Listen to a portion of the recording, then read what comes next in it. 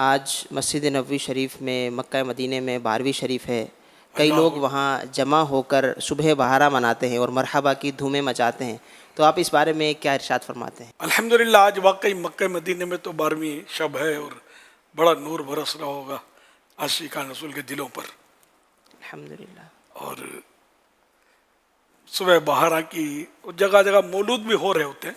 الحمدللہ. تو جگہ جگہ مطلب یہ اہل عرب جو ہیں، اہل مدینہ، یہ بھی اپنے اپنے گھروں میں اپنے حساب سے وہ مولود کرتے ہیں، نعت خوانیاں کرتے ہیں.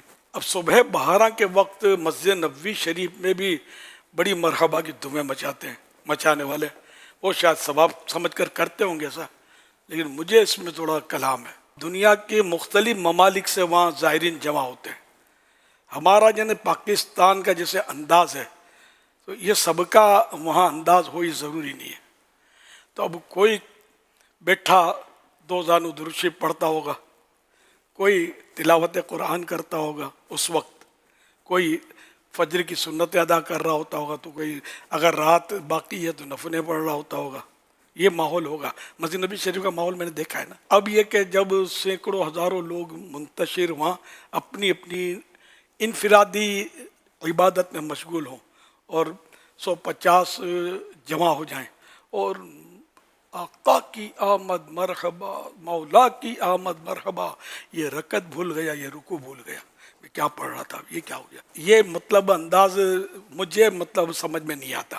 جو عاشقان رسول کر رہے ہیں نا، ایسا نہ کریں. اگر ایسا ہو رہا ہو، آپ جو ظاہرین اگر مجھے سن رہے ہیں تو وہ دور رہیں.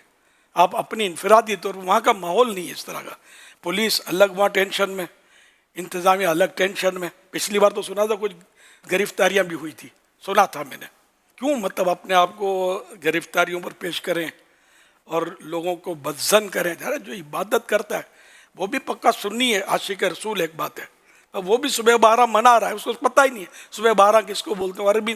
عربی نسل ہے، کہاں کوئی انڈونیشیا کا ہے، کوئی ملائیشیا کا، کوئی مصری ہے، کوئی عربی ہے، کوئی عجمی ہے. طرح طرح کے بولی بولنے والے وہاں یکجا ہوتے ہیں. جاتے اسی لیے ان دنوں خاص کر کے کہ 12ویں شریف آقا کے قدموں میں منانی ہے. تو اب یہ ان کو یہ چونکتے ہو، ان کے یہاں یہ انداز نہیں ہوتا.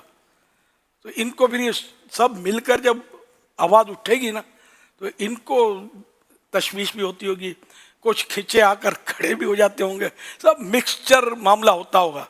لیکن یہ کہ ایک کو بھی اگر تکلیف ہوتی ہے اس انداز سے کہ وہ اپنا پڑھ رہا ہے، عبادت کر رہا ہے، کوئی مراقبہ کر رہا ہے، کچھ بھی کر رہا ہے، تو اس کو اگر یہ تکلیف پہنچتی ہے ہمارے اس انداز سے تو یہ ہم کو اس کی اجازت نہیں ملے گی. تو یہ میں بول رہا ہوں، ہو سکتا ہے بہت سو کو برا لگے، آدھی روٹی کم کھا لینا.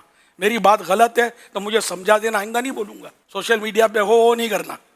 میں جو بات کر رہا ہوں تو سمجھنے کی کوشش کرنا کہ ادھر ہر طرح کا، ہر نسل کا، ہر رنگ کا مسلمان آتا ہے جو اپنے اپنے انداز میں عبادت کر رہا ہوتا ہے. اس کو چپ چاپ عبادت کرنے دو.